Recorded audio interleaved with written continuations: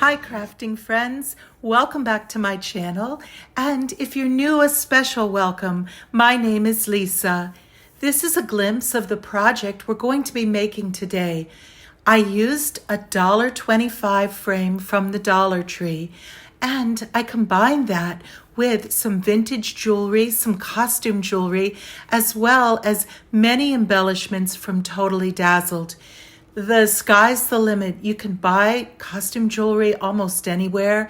You can get bags of vintage jewelry at thrift stores or consignment stores or antique stores, or you can just rummage around your own jewelry box and find, as I did, special pieces from when you were a child or mismatched earrings or other costume jewelry. It all works to combine beautifully into a very sparkly, special tree. Here's the frame that I started with. I had to ask the cashier if this was just $1.25 because I thought maybe it was one of the plus items because it's quite large and has a nice sturdy frame. I had no idea what I was going to do with it until I was inspired today to create a Christmas tree. As I looked at the design of this bishop chess piece, I could actually see the outline of a tree shape. So I decided rather than cover up the image, I would just work with it. And I decided also to paint the outline of the frame in a black color. For that, I had this apple barrel black paint, and I also had this Dixie Belle caviar color paint. I decided to try the Dixie Belle since I had never used that before. So I used a sponge brush and just painted over the outer outline of the frame. It was so easy to do using a sponge brush. I used 2 coats of paint, drying in between each. In addition to painting the top of that frame black, I decided to also go around the sides, and it really finished it off nicely, making that interior chess piece design really pop. I wanted to tie the black colors together. This little heat gun looks like a little blow dryer that I bought from Amazon. Works well, and I use it, as you've probably seen in many projects, just to hasten that drying process. For the next step, I'm going to use this Mod Podge Extreme Glitter. I also want to point out that this design is actually recessed, so it'll be very easy to glue on our embellishments. We'll find a way at the end to cover up the word bishop. But first, I'm going to paint, using a regular paintbrush, some of the Extreme Glitter Mod Podge over that white background. And then I'm going to add on some additional glitter. You can certainly use the regular Mod Podge that Dollar Tree sells as your adhesive and then sprinkle on any glitter that you'd like.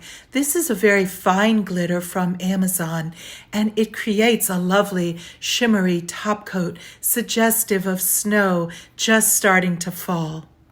Now that everything is thoroughly dried, the fun begins. I'm going to start to adhere using some hot glue our jewels. I'm going to start with this one at the very top. I thought it would just be a really nice exclamation point at the top of our tree. So here I am putting down a fairly liberal amount of hot glue, and I'm just going to attach that first embellishment. It's really pretty, and it's one of the ones that I bought in a collection from Totally Dazzled. I also had this pretty little crown with the cross, and I wanted to put it in a featured place at the top of the tree. As I create Christmas decor, I love to highlight the real reason for the season, the celebration of the birth of our Savior, Jesus Christ. It's a small little crown and cross, but it does look pretty there. And now I'm going to add some other jewels, and we're going to follow the curvature of the upper part of that design. So again, using a liberal amount of hot glue, I'm just going right along that curve so that I can place that curved design right along that edge. This pretty little crown with its curved edge will go nicely on the other side. You want symmetry, but everything does not have to be matched. And that adds to the beautiful visual interest of this project.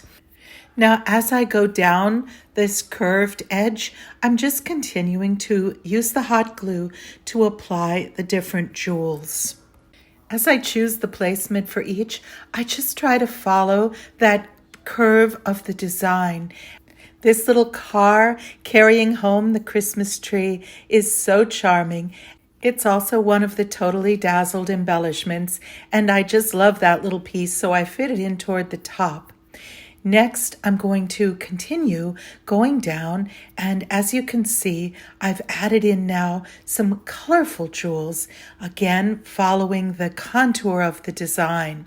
Here, I'm going to attach a very sparkly bow, and that'll fill in nicely as you see that center area. Again, use a fairly good amount of hot glue because the pieces do have some weight to them.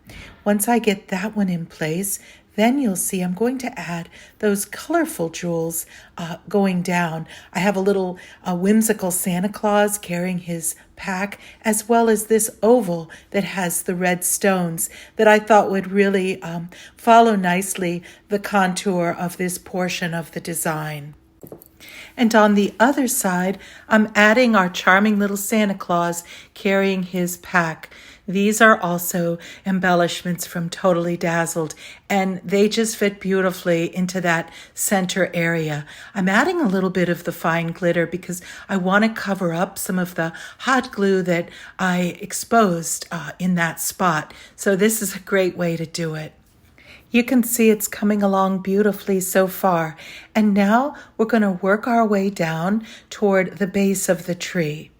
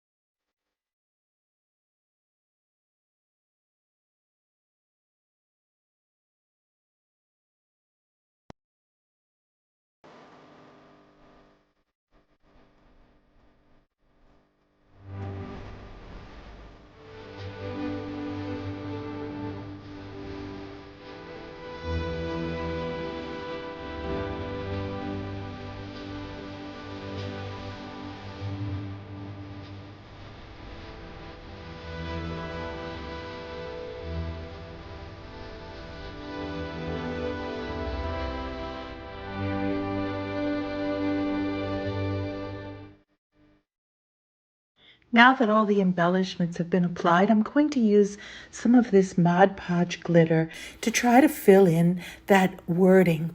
So the first thing I did was just put a thick coat of that over top, and then I sprinkled on some of the Dollar Tree snowflakes. I found that it began to cover the letters, but did not completely. So the next step was to add some paint. I used some of the Waverly paint in the color plaster, but any white paint would work fine. And if you need to thicken it up with a little bit of baking soda, you could do that too. That helped to further coat over that lettering. And now, as you see, I'm adding some more of the snowflakes from the package I bought at Dollar Tree. And that seemed to do the trick.